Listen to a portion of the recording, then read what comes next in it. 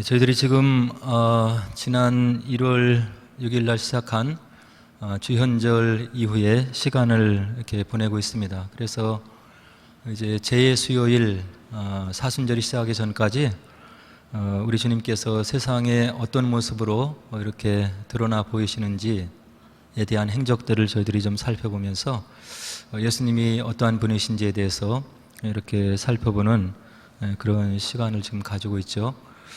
오늘은 특별히 그런 예수님의 여러 가지 행적 중에 제자들을 부르는 그런 장면에 대해서 오늘 성경 본문이 기록을 해놓고 있습니다.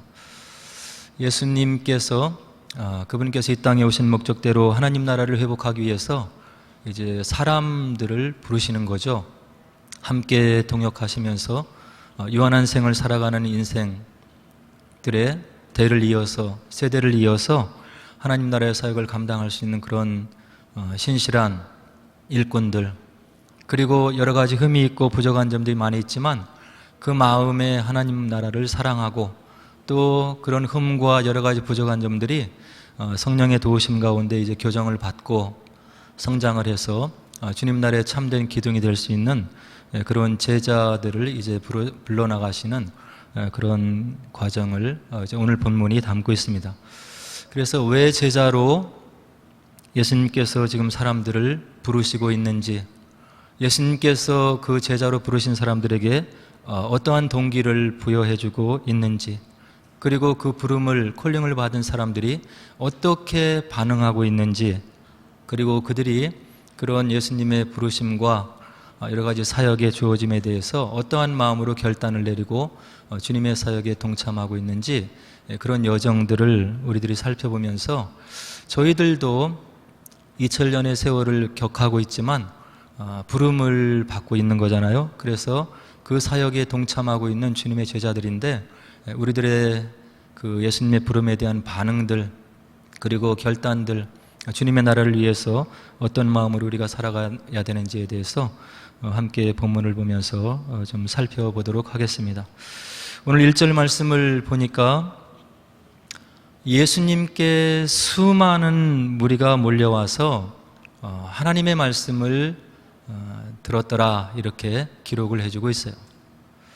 예수님께서 나의 말을 들으라고 불러 모으신 게 아니라는 이야기죠.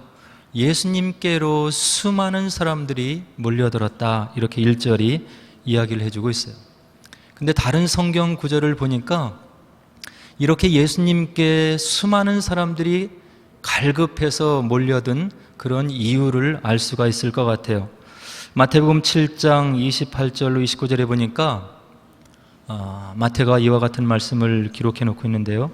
예수께서 이 말씀을 마치심에 무리들이 그의 가르치심에 놀라니 이는 그 가르치시는 것이 권위 있는 자와 같고 그들의 서기관들과 같지 아니함일러라. 마태가 지금 증언해주고 우리들에게 전해주고 있는 말은 그때 주변의 사람들에게도 수많은 종교 지도자들이 있었다고 하는 이야기죠.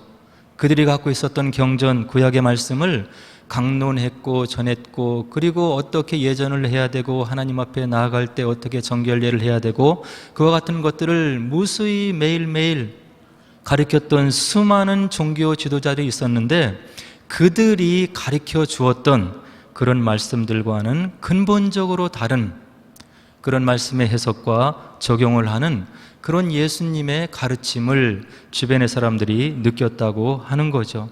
그 가르치시는 것이 권위 있는 자와 같고 그들의 서기관들과 같지 아니함일러라. 이것이 마태가 우리에게 증언해 주고 있는 예수님의 가르침, 전하심, 그리고 그분이 전하는 복음에 수많은 사람들이 몰려와서 듣게 되는 그런 근본적인 원인이라고 오늘 마태가 7장에서 이야기를 해주고 있어요. 근데 이것을 우리가 성경 전체를 읽어보고 살펴보면 지극히 당연한 말씀인 거예요. 우리 하나님, 우리의 성자 예수님, 우리의 성령님, 삼위 하나님을 저희들이 섬기고 있는데 한 분이신 그 하나님을 섬기고 있는데 하나이신 하나님을 신구약 말씀을 친히 구약 백성들에게 전해주었고 예수님 당시에 전해주는 그 하나님, 그분이 바로 예수님이시기 때문에 예수님께서 전하시는 것은 배워서 익혀서 알아서 머리로 전하는 그런 서기관들의 가르침과 근본적으로 다를 수밖에 없는 거죠. 그래서 많은 사람들이 예수님 앞에 나와서 하나님의 말씀이 무엇인지를 듣기를 원하고 자원하는 마음으로 나오는데 수많은 사람들이 예수님 앞에로 몰려들었더라, 이렇게 오늘 1절이 저희들에게 이야기를 해주고 있어요. 그리고 예수님의 그 근본 본체를 성경에서는 무엇이라고 얘기를 하냐면 말씀이라고 얘기를 해요. 말씀이 육신이 되어서 이 땅에 오셨는데 그분이 예수님이라고 얘기를 하고 있는 거죠. 그래서 말씀 그 근본 되시는 그분이기 때문에 그 말씀을 해석하고 그 땅의 백성들이 겪고 있는 어려움들에 대해서 탁월한 적용을 해서 전해주는 것은 지극히 당연한 거예요. 그래서 그 당시에 있었던 많은 종교 지도자들과는 비교할 수 없는 그런 가르침과 마음에 와닿는 그런 가르침을 우리 주님께서 그들에게 전해줄 수가 있었던 거죠. 요한복음 1장 1절로 14절에 보면 태초에 말씀이 계시니라, 이 말씀이 하나님과 함께 계셨으니 이 말씀은 곧 하나님이시니라. 말씀이 육신이 되어 우리 가운데 거하심에 우리가 그의 영광을 보니 아버지의 독생자의 영광이요 은혜와 진리가 충만하더라. 그래서 말씀이신 본체이신 그분께서 말씀을 해석해서 강론하시니 바로 사람들 마음에 와닿을 수밖에 없는 것이고, 갈급한 그들이, 영혼에 목말라 하는 그들이 예수님께 찾아 나올 수밖에 없다고 하는 이야기죠. 그리고 요한복음 7장 14절로 16절에 보면 다음과 같은 말씀을 또 요한이 증언해주고 있는데요. 이는 명절의 중간이 되어 예수께서 성전에 올라가사 가르치시니 유대인들이 놀랍게 여겨. 유월절에 올라가서 성전에서 예수님이 가르쳐 주셨는데 거기에 참여한 유월절 명절을 지키기 위해서 올라오는 유대인들이 놀랍게 여겼다는 이야기예요. 이 사람은 배우지 아니하였거늘, 유대인들이 하는 이야기죠. 어떻게 그를 아느냐 하니 예수께서 대답하여 이르시되 내 교훈은 내 것이 아니요 나를 보내신 이의 것이니라. 참석해서 예수님의 가르치심을 듣고 놀랐던 그 유대인들은 그가 학문이 없는 사람이 아니냐, 우리가 알고 있는 예수가 아니냐, 근데 그에게서 어떻게 이런 가르침이 나올 수 있느냐, 이렇게 의심을 던졌지만 그들에게 예수님께서 분명하게 가르쳐 주시는 것이 있는데 내 교훈은 내 것이 아니요 나를 보내신 이의 것이니라. 이렇게 예수님께서 자기의 권위를 분명히 주장하시는 모습을 요한복음 7장에서 우리가 확인을 할 수가 있는 거죠. 그 다음에 마태복음에 보면 예전에도 말씀드렸지만 유대인들이 가장 위대한 하나님의 사람이라고 알고 있는 모세의 율법을 예수님이 다시 산상수훈에서 전해주시는데 예수님께서 그 모세의 율법을 거론하시면서 다시 더 깊숙한 해석을 하시는 예수님의 모습을 마태복음에서 우리가 볼 수가 있어요. 옛사람에게 이른바 살인하지 말라. 그러나 나는 너희에게 이르노니 마음에 형제를 미워하는 자마다 이미 살인하였느니라. 옛사람에게 이르되 간음하지 말라 하였으나 내가 너희에게 이르노니 여자를 보고 음욕을 품는 자마다 이미 간음하였느니라. 이와 같이 모세를 능가하는 말씀에 대한 해석에 대한 권위를 바로 주장하는 예수님의 가장 크나큰 권위 주장을 우리가 마태복음에서 살펴볼 수가 있는 거죠. 그래서 이와 같이 예수님께서는 하나님 그분이시고 말씀인 본체이시고 또 우리 가운데 육신의 몸을 입고 오신 그런 예수님이시기 때문에 이분의 입을 통해서 나가는 하나님 말씀에 대한 해석은 그때 당시에 수많은 종교 지도자들과는 근본적으로 다를 수밖에 없는 것이고, 그 말씀을 들었던 많은 사람들은 예수님께 모여 나올 수밖에 없었던 거지요. 그래서 1절을 우리가 보면서 예수님께서 얼마나 그 말씀을 적실하게 해석하고 그 말씀을 듣는 백성들을 위해서 적절하게 적용을 하시면서 그들을 위로하시는 말씀 본체이신 하나님이셨는지를 우리가 1절을 통해서 확인을 해볼 수가 있는 것입니다. 예수님께 지금 수많은 사람들이 몰려오는 그런 장면을 보면서 저희들의 모습을 또 우리가 비춰봐야 되는 거예요. 하나님 말씀을 우리가 어떻게 대하고 있는지, 우리가 하나님의 자녀이고 예수님의 제자라고 하면 말씀이 있는 곳에 우리가 가야 되는 거죠. 우리 곁에 있는 하나님 말씀을 소중히 여기고 그 말씀을 읽으면서 나의 삶을 통해서 무엇을 이루기를 원하시는지를 말씀을 통해서 검증받기를 원하고 지도받기를 원하는 그런 겸손한 마음이 저와 여러분들에게 있어야 되는 거예요. 평상시에도 이런 마음이 있어야 되고, 우리에게 어려운 일이 생기면 더더욱 말씀으로 다가가는 것이 참된 하나님의 자녀이고 예수님의 제자의 모습이 되어야 된다 하는 거죠. 어려움이 닥치면, 힘든 일이 닥치면, 나의 꿈과 비전과 여러 가지 바람들이 좌절되는 것 같으면 말씀을 멀리하고 예배를 멀리하고 하나님을 멀리하면 그거는 참된 하나님의 자녀, 참된 예수님의 자녀가, 제자가 정말로 내가 그 가운데 서 있는지를 다시 한번 체크를 해봐야 되는 거죠. 어려울수록, 힘들수록, 나의 꿈이 좌절되는 것 같이 느껴질수록 말씀을 가까이 하고 이 말씀을 통해서, 이 시련과 어려움을 통해서 나에게 무엇을 가르쳐 주기를 원하시는지를 말씀을 찾아가는 것이 저와 여러분들의 바른 신앙의 태도가 되어야 되겠다 하는 생각을 해보게 되는 거예요. 이와 같이 수많은 사람들이 몰려오는 것을 보면서 3절까지의 말씀을 보니까 예수님께서 이와 같은 행동을 하세요. 게네사렛 호숫가에 있는 어부들의 배에 오르셔서 이제 가르치심을 시작하는 거죠. 여기 본문에 나오는 게네사렛은 여러분들이 잘 알고 있는 갈릴리에 대한 다른 이름이 되는 거예요. 동일한 지역을 가리키는 거죠. 그래서 예수님께서 그 어부들의 배를 사용하시는데 친히 시몬의 배를 올라타셔서 조금 거리를 띄우게 해서 수많은 사람들, 몰려온 사람들이 들을 수 있도록 그렇게 거리를 유지하시는 그런 예수님의 배려의 마음을 볼 수가 있죠. 그래서 많은 사람들이 좀 더 전하시는 말씀을 잘 듣게 하려고 하는 그런 예수님의 마음을 우리가 볼 수 있겠고, 또 그 이면에는 근본적인 뜻이 있는데 특별하게 시몬의 배를 택해서 우리 예수님께서 그 배에 오르셔서 조금 거리를 뛰게 하시고 말씀을 전하시는 데는 그 예수님의 깊은 의중이 있는 것을 우리가 볼 수가 있는 거예요. 시몬을 제자로 부르기를 원하시는 그런 마음이 바로 이와 같은 행동에 배어 있는 거죠.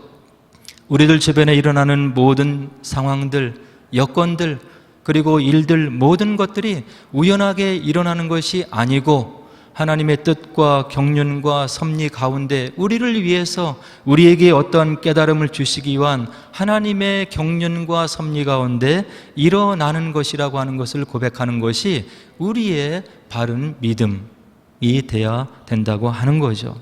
시몬은 지금 아무것도 모르고 있을 거예요. 단지 여러 사람의 어부들의 배 중에 하나인 내 배를 타고 계신 거겠지 하는 마음으로 지금 아마 방관자적인 그런 마음으로 지금 지켜보고 있을지도 모르겠어요. 그러나 예수님의 의중에는 더 깊고 깊은 그런 상황을 설정하시는 예수님의 뜻이 여기에 묻어 있는 거죠. 그리고 나서 말씀을 마치고 난 다음에 예수님께서 그 시몬 주인을 불러서, 그 배의 주인을 불러서 다음과 같은 이야기를 전해주셔요. 깊은 데로 가서 그물을 내려 고기를 잡으라. 시몬에게 이야기를 해주고 있는 거예요. 언뜻 이야기를 듣고 있던 시몬이 이해할 수 없는 예수님의 말씀이죠. 하나님의 말씀을 증거하고 그리고 많은 사람들에게 전한 다음에 예전과 같이 병자를 치유하시던지 그곳을 떠나서 다른 곳으로 하나님의 말씀을 전하기 위해서 떠나셔야 되는 것이 예수님의 행태인데, 지금 시몬을 돌아보면서 예수님께서 뜬금없는 명령을 하시는 거예요. 깊은 데로 가서 그물을 내려 고기를 잡아라. 시몬이 지금 무엇을 염려하는지, 시몬에게 지금 무엇이 긴급하게 필요한지, 그의 갈급한 소원이 무엇인지를 꿰뚫어 보고 있는 그 예수님께서 그를 제자로 부르기 전에 시몬이 느낄 수 있는 사인과 표적을 지금 주시려고 지금 이와 같은 말씀을 해주시고 있는 거죠. 이와 같은 뜬금없는 예수님의 말씀에 시몬이 다음과 같이 대답을 하고 있어요. 선생님, 우리들이 밤이 새도록 수고하였으되 잡은 것이 없지만은 말씀에 의지하여 내가 그물을 내리리이다. 이 말씀 속에는 무슨 말씀이 있냐면, 무슨 말씀을 하고 계십니까? 내가 어부로 잔뼈가 굵은 사람입니다. 밤새도록 수고해서 물고기를 잡으려고 했지만 우리가 잡은 것이 없는 것을 지금 이와 같이 보시면서 이야기를 하시는 것입니까? 하는 그런 마음이 마음속에, 시몬의 마음속에 있었겠죠. 그러나 그 시몬은 그런 마음을 피해가지 않고 지금 예수님께 정직하게 이야기를 하며 반응을 보이고 있는 거예요. 우리들이 밤이 새도록 수고하였으되 잡은 것이 없지만은 나의 모든 어부의 경력을 내려놓고 말씀에 의지하여 내가 그물을 내리리이다. 어부의 전문 지식을 들이대면서 낯선 사람에게 왜 내게 이와 같은 이야기를 하고 또 헛수고를 하라고 이와 같은 명령을 하십니까? 하며 말씀에 맞서지 않고 예수님에게 정직한 현실을 바로 거짓 없이 고하고 시몬이 순종하는 모습을 지금 보여주고 있는 거죠. 예수님의 말씀에 정직한 반응을 보이고 있는 시몬의 모습을 보이고 있는 거예요. 예수님을 믿으면서, 하나님을 믿으면서 우리 많은 크리스찬들에게 있는 병폐가 있는데 꾸미는 그런 병폐가 있는 거죠. 세상을 살면서, 어려운 삶을 살면서 문제가 없을 수 없고 문제가 있는 것이 당연한 삶을 살아가는데 우리들 가운데는 이것이 솔직한 반응으로 나타나지 않을 때가 너무나 많이 있다고 하는 거예요. 우리의 가정에 어려움이 생기면, 내가 못쓸병에 걸리면, 내가 바랐던 것이 이루어지지 않으면 그것을 우리가 솔직하게 하나님 앞에 열어놓는 것은 물론이고 거기에서 더 나아가서 기도로 함께 동역하고 협력해야 될 우리 믿는 형제 자매들 간에도 이것을 얘기하기를 꺼려하는 거예요. 이것이 우리들 마음 가운데 있는 깊은 상처인 거죠. 사랑의 단체, 예수님의 제자들, 예수님의 사랑을 실천하려고 모인 저희들 사이에 이런 사랑의 교제와 나눔이 없다고 하는 것을 우리가 많이 자주 확인할 수가 있는 거예요. 내가 속해 있는 공동체 사이에서 받은 수많은 상처들, 사랑의 공동체인 교회에 와서도 받은, 사람을 통해서 받은 수많은 상처들, 이런 모든 것들이 우리를 더욱더 웅켜매게 하고 우리의 마음을 내려놓지 못하게 하고 말씀 안에서, 예배 안에서, 기도 안에서 참된 교제를 하지 못하게 하는 그런 병폐들이 우리 가운데 도사리고 있다고 하는 거죠. 오늘 시몬은 그의 아픔과 어려움이 있었어요. 고기를 낚지 못하면 삶을 영위해 나갈 수 없는 아주 절체절명의 위기에, 그리고 그런 경험을 했던 그런 밤 시간을, 어두운 시간을 보낸 시몬이었던 거예요. 그런 시몬이 예수님에게 정직하게 고백을 하는 거죠. 내가 밤이 맞도록 수고했습니다. 잡은 것이 없습니다. 그러나 내가 선생님을 말씀을 의지하고 내가 그물을 내리겠나이다. 이와 같이 정직하게 예수님의 말씀, 예수님의 뜻에 반응하는 시몬에게 6절로 7절 보니까 크나큰 기적이 일어나는 것을 우리가 말씀을 통해서 확인을 해볼 수 있는 거죠. 말씀에 의지해서 그물을 내려보니 고기를 잡은 것이 심이 많아 그물이 찢어지는지라. 이에 다른 배에 있는 동무들에게 손짓하여 와서 도와달라 하니 그들이 와서 2배의 채움에 잠기게 되었더라. 그물이 찢어질 정도로 잡히게 된 그런 체험을 지금 시몬 베드로가 하고 있는 거죠. 말씀에 정직하게 반응을 하고 본인이 가지고 있는 고민과 아픔과 어려움이 무엇인지를 하나님 앞에 숨김없이 고백한 그 시몬에게, 말씀에 반응하는 그런 시몬, 정직한 시몬에게 이와 같은 축복이 임했다고 하는 것을 보면서 저희들이 하나님 앞에, 말씀 앞에 우리가 예배와 경배를 드리고 주님의 제자로, 하나님의 자녀로 어떤 마음을 가지고 살아가야 되는지를 우리가 분명히 알 수 있을 거라고 생각이 됩니다. 그리고 또 중요한 것은 시몬만 이런 축복을 받은 것이 아니고 그 주변에 있었던 다른 배, 다른 동무들에게도 손짓하여 그들이 와서 그들의 두 배에도 이렇게 채우고 잠기게 될 정도로 고기가 많이 잡혔더라, 이런 얘기를 7절이 기록을 해주고 있는 거죠.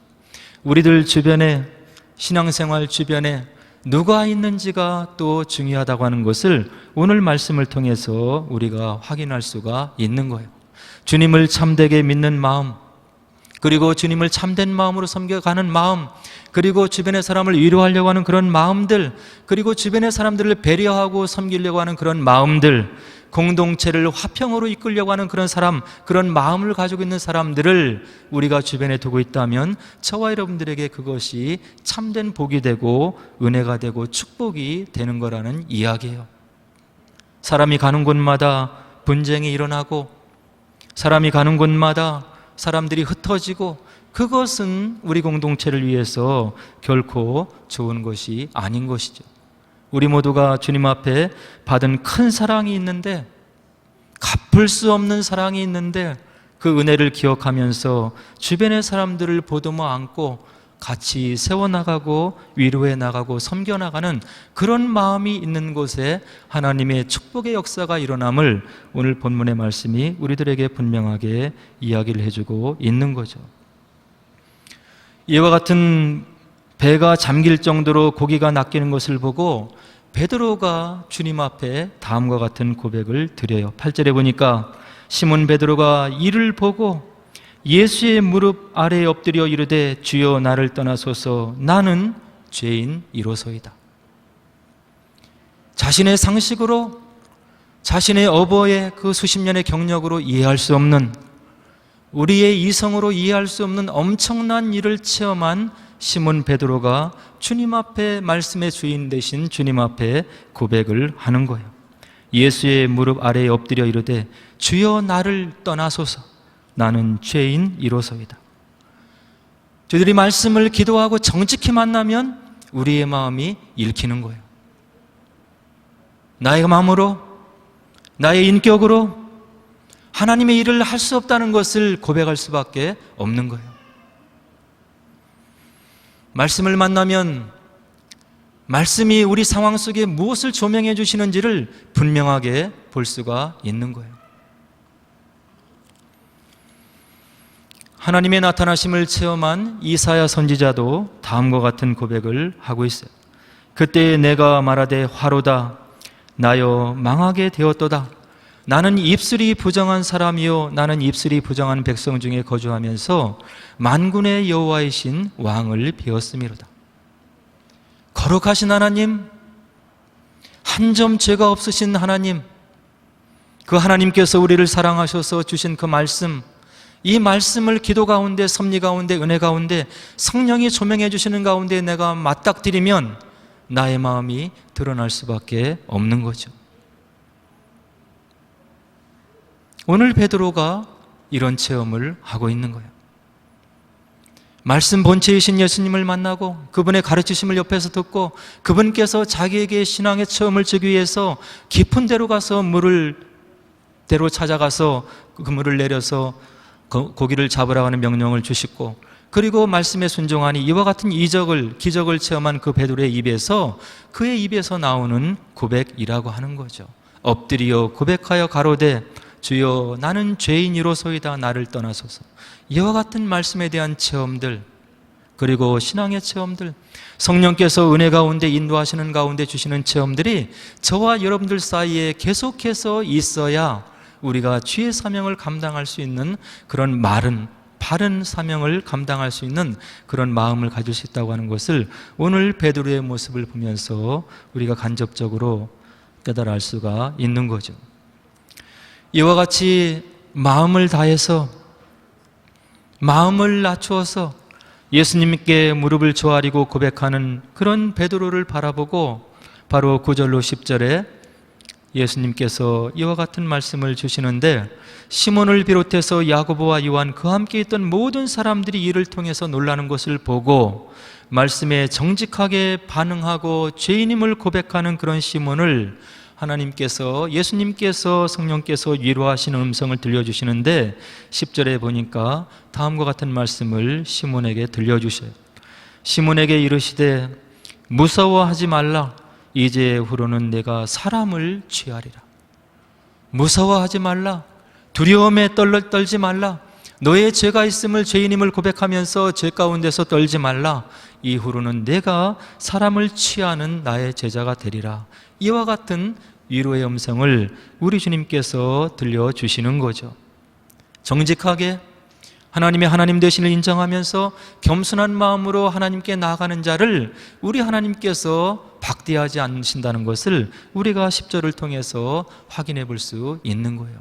부족합니다. 연약합니다.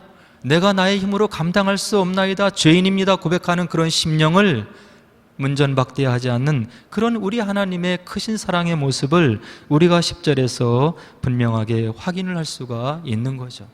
겸손하게 하나님께 나아가서 은혜를 구하는 자들 절대로 거부하지 않으시고, 그런 사람들을 위로하시고 일으켜 세우시고 그런 자를 들어 쓰시고 사명을 맡겨주시는 우리의 자비의 하나님의 모습을 오늘 10절에서 우리가 볼 수가 있는 거예요.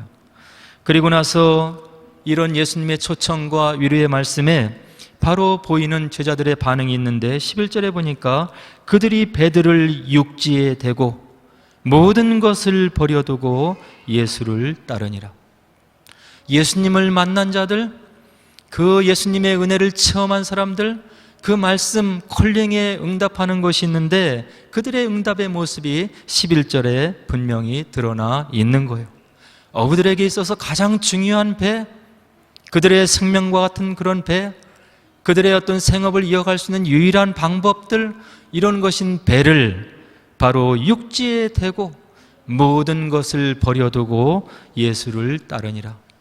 오늘 복음서의 기자는 이것을 저희들에게 기록하면서 제자로 부름받는 자들이 어떻게 말씀에 반응해야 되는지를 우리들에게 분명히 이야기를 해주고 있는 거죠.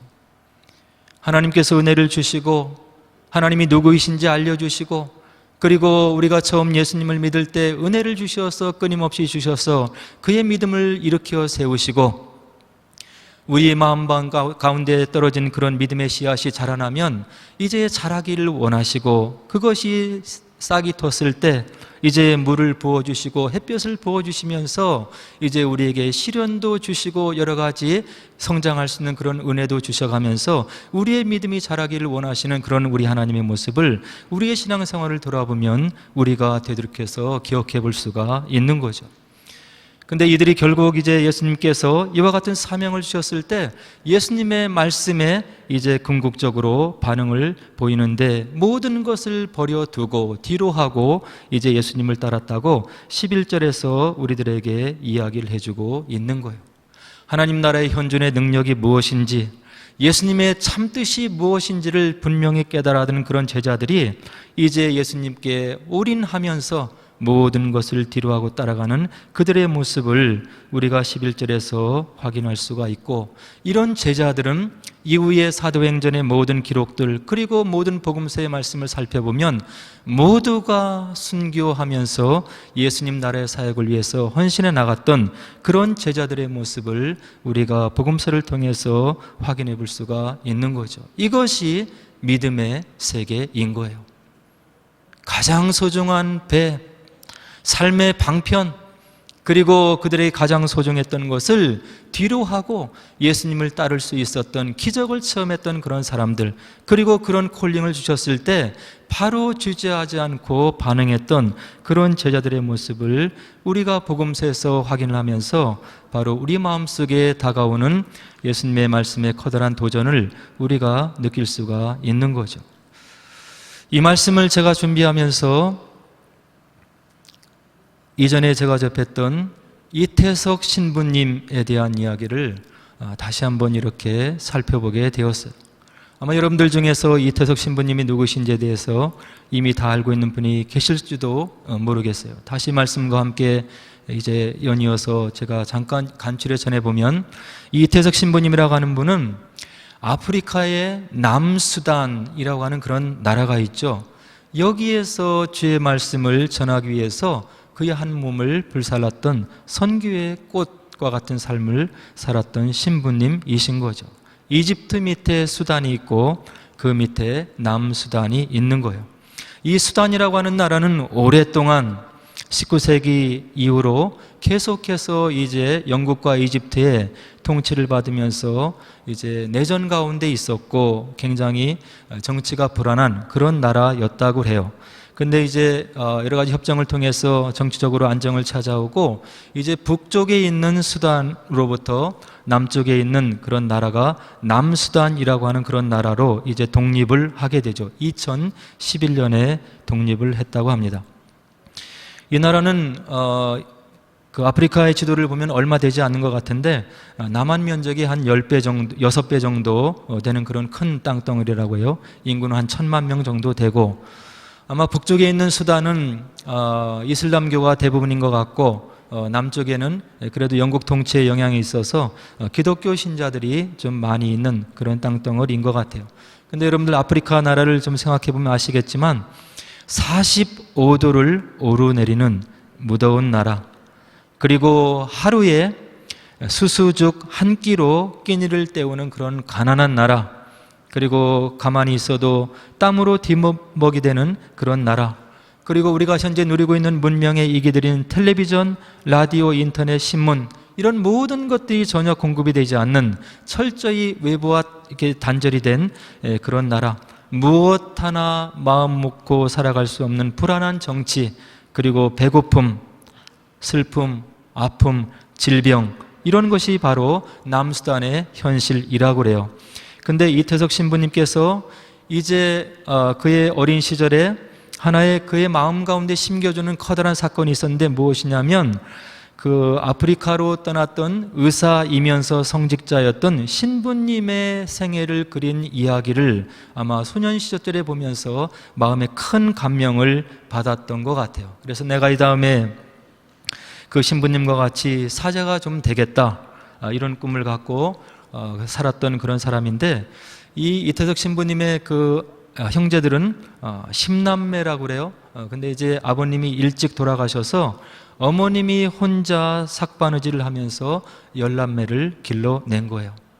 형은 이미 신부님으로 이제 헌신을 하고 이제 사제의 길을 걷고 있었고, 아마 누나도 한 명이 수녀로 이렇게 살아갔던 것 같아요. 근데 이제 고생을 해서 10명의 자녀를 길러낸 어머님의 입장에서 보면 이 신부나 수녀로 살아간다는 것이 얼마나 힘들고 어렵고 고통의 시간인지를 알기 때문에 마음에 이제 큰 슬픔이 있었던 것 같아요. 그래서 이제 이태석 신부님은 그런 신부의 꿈을 잠깐 접고 이제 의대에 이제 진학을 하게 되죠.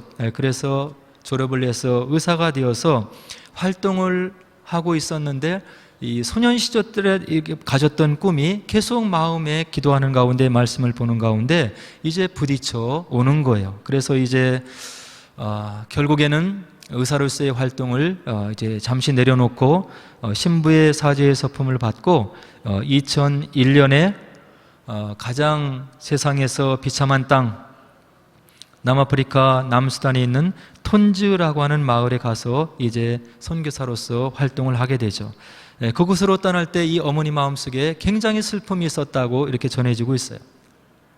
의사로서의 참된 누릴 수 있는 삶을 포기하고, 그리고 여러 가지 부귀영화를 포기하고, 그것도 아프리카 남수단 가장 정치적으로 불안하고 어려운 그곳을 향해 나가는 이 아들을 바라보면서 어머니 마음속이 아마 찢어지는 그런 아픔이 있었을 것이라는 것을 우리가 생각해 볼 수가 있는 거죠. 그래서 남수단, 특별히 톤즈라고 하는 마을에 이제 도착을 해서 이제 이분이 선교사의 사역을 하죠.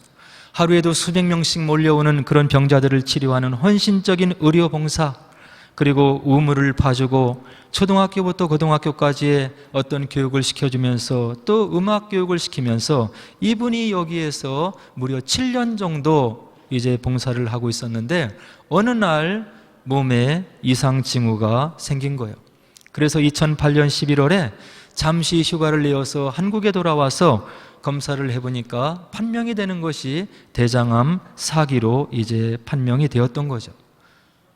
본인의 삶을, 본인의 건강을 챙기지 않고 선교지 어려운 곳에 나가서 헌신적으로 그분들을 위해서 삶을 나누며 그 삶을 살아갔던 이 이태석 신부님 그 몸에 이제 병이 생기기 시작했는데 그것을 미처 깨닫지 못하고 봉사하시다가 이제 병세가 악화되어서 돌아와서 진단을 해보니까 대장암 4기를 이제 판정을 받은 거예요.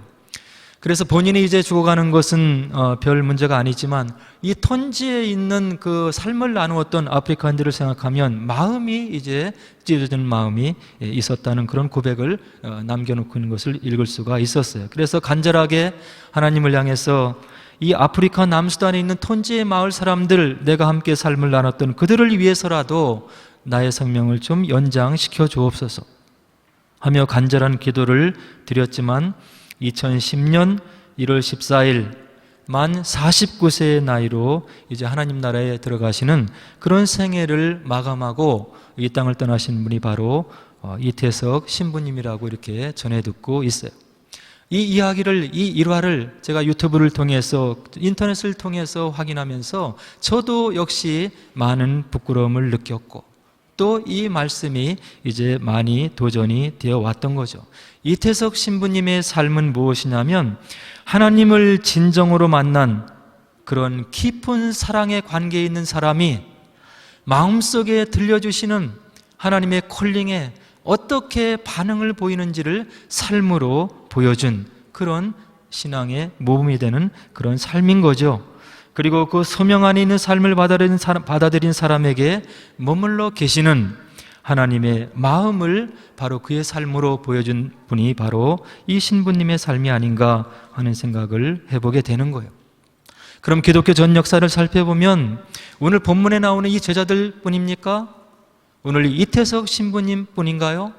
그리고 제자들의 삶을 이어서 복음을 이어서 전했던 속사도들, 그리고 초대교회 많은 성도들, 그리고 일제시대의 우리 믿음의 선조들, 그리고 공산치하에서 지금도 믿음을 지켜나가는 그런 불꽃과 같은 신앙을 가지고 있는 많은 믿음의 선조들의 삶을 우리가 주변에서 목도할 수 있다고 하는 거죠. 이런 말씀, 이런 생애, 이런 기독교 역사를 바라보면서 과연 나는 오늘 복음에 어떻게 반응을 하고 있는지, 그리고 나의 마음속에 이런 콜링이 부딪혀 왔을 때 얼마만큼 하나님 앞에 정직하게 반응을 할 수 있는지에 대한 그런 깊은 물음이 오늘 말씀을 준비하면서 저의 마음속에 들었다고 하는 거죠. 오늘 본문에 나오는 제자들, 부르심에 응답하고 선교의 삶으로 마감한 그런 제자들의 삶, 그리고 많은 선교자의 삶들, 오늘 우리가 함께 나누었던 이태석 신부님의 삶들, 이런 분들의 삶을 히브리서 기자가 요약해서 우리들에게 전해주고 있는데 히브리서 11장 38절에 이런 사람은 세상이 감당하지 못하느니라. 이것이 복음의 능력인 거예요. 바라기는 우리가 다 부족한 점이 있고 연약한 점이 있지만 우리가 어떤 삶으로, 어떤 복음으로, 어떤 응답으로 우리의 믿음을 빚어나가야 되는지에 대해서 오늘 말씀을 통해서 우리가 다시 한번 새기시고 부족하지만 주님을 위해서, 주님의 사역을 위해서 우리들의 마음을 들여나가는 참된 제자로서의 삶을 사시기를 주의 이름으로 간절히 축원을 드립니다. 이제 오늘 함께 본문을 생각하면서 기도하도록 하겠습니다.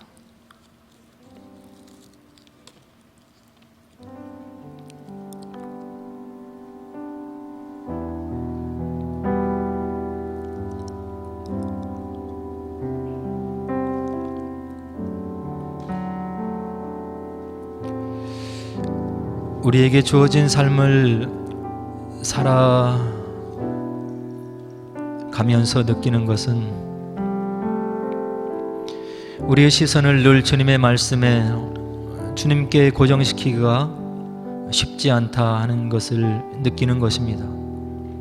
바쁘고 분주하고 또 해야 될 일이 있고 그렇게 하다 보면 우리의 마음이 또 말씀 앞에 미달되는 그런 모습들 많이 발견하고 또 일주일을 분주한 가운데 살다가 주님 앞에 나와서 다시 한번 연약한 점들을 발견하고 또 기도하게 되는 우리 일상의 반복을 우리가 느낄 수가 있습니다. 그런 반복을 피해갈 수는 없지만 분명한 것은 우리의 믿음도 자라나야 되는 것이고 우리가 주님께 드려나가는 그런 신앙의 모습도 성장하고 자라가야 된다고 하는 거죠. 주님께서 우리를 위해서 무엇을 해주기만을 원하는 그런 연약한 믿음이 아니라 주님의 나라를 위해서 결단할 수 있는 믿음의 성장, 더 나아가서 주님의 나라를 위해서 희생할 수 있는, 주님의 나라를 위해서 손해를 감수할 수 있는 그런 믿음을 주옵소서. 이것이 성경에서 이야기하는 죽고자 하나 바로 사는 길이고 바로 십자가를 지는 것 같으나 부활이 있는 그런 믿음의 법칙의 삶이라고 하는 거죠. 우선순위를 바로 하면 그 가운데 하나님께서 역사하셔서 이 땅의 삶도 영화롭게 해주시고 또 주님 나라의 영원한 상급을 보장해 주시는 그런 말씀의 약속이 있기 때문에 우리가 믿음을 가져야 될 것 같습니다. 우리의 믿음이 자라게 하옵소서. 말씀 가운데 바로 서게 하옵소서. 주님께서 우리 마음 가운데 울려주시는 여러 가지의 콜링들을 우리가 외면하지 말게 하옵소서. 우리 다시 한번 말씀과 우리 대석 신부님의 삶을 생각하면서 함께 기도하도록 하겠습니다. 기도하겠습니다.